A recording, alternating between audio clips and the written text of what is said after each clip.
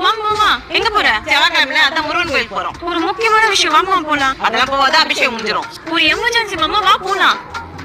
நான் எமர்ஜென்சி சொல்றேன், கூட்டு போயிட்டு வந்துடுவா. டேய், இவ வந்ததுல இருந்து அம்மாவை மறந்துட்டா. சீக்கிரம் போ.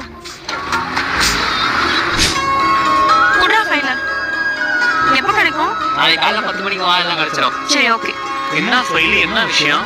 நீ 10 லட்ச ரூபாய்க்கு லோன் அப்ளை பண்ணிருந்தல, நம்ம பையன் தான் பேசி கரெக்ட் பண்ணியாச்சு. நாளைக்கு காலையில பேங்க்குக்கு வர 10 லட்ச ரூபாய் வாங்கிட்டு பிசினஸை டெவலப் பண்றேன். முன்னாடி சொல்ற நீ எத்தனை நாள் கனவு தெரியுமா?